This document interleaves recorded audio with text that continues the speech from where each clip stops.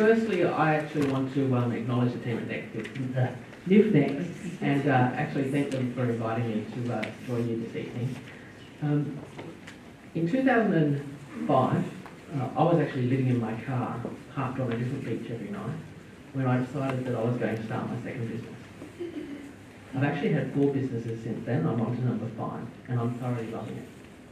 Now, the reason I tell you that is I've actually learned some things in the process. And what you have to consider is that your goal as a business owner is to make it more advantageous for your customers and your prospects to want to give you your money than it is for them to keep it themselves. So what I'm going to share with you is 6, I guess, really measuring points that will help you effectively grow your business, because I found it was really hard to know where to focus my effort when it came to marketing, what I needed to do, because you all have a limited resource of both time and money. So the first thing that is critical to your business is to know what is the lifetime of your customers. How long are they going to stay with you? How long do they keep buying? Now, the reason this is important is if they only buy from you for 1 year, you need to replace 100% of your client base every year. If you keep a client for 3 years or 4 years, say 4 years, you've still got to replace 25% of your customers every year in order to be at the same place you were at the beginning of the year. Does that scare anyone? It certainly did me. But look, so knowing the lifetime of your client is important, because that way you know what you need to do to keep things moving, or to keep at the same level. The next 3 things you need to keep track of is the number of clients you've got, the average sale value, and the frequency in which they buy. Now, the reason I'm telling you this is, and I'm actually going to use some simple math, it's just a bit easier up here.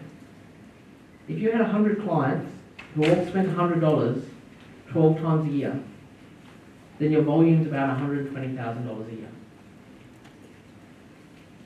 If you actually concentrated on increasing each of those components by just 10%, you'd end up with 110 clients spending $110 13 times a year. Now, 13 times a year is actually only selling to them every 28 days instead of every 31 days. It's actually not that hard.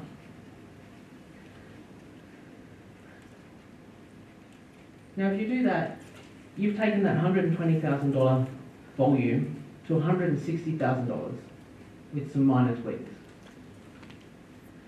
So if you test and measure everything that you do, and I firmly believe that you do, you should, and that you know the number of leads a specific marketing activity generates, and you know your conversion rate, you can actually work backwards and figure out how much work you've got to do.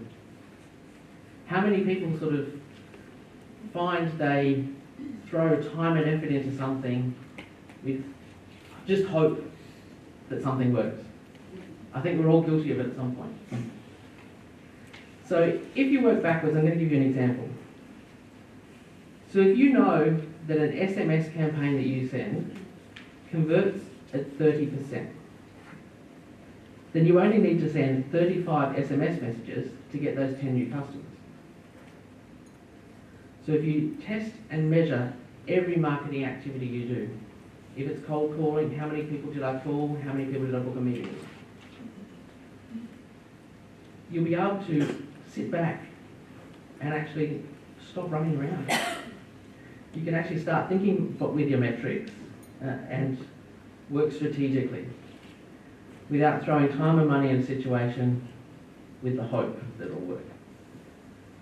So if I've said something that's been useful, and I hope that I have, and you'd like to connect with me afterwards, then please touch base with me. I'll be in the room. I may even have a few copies of my book to give away. So thank you.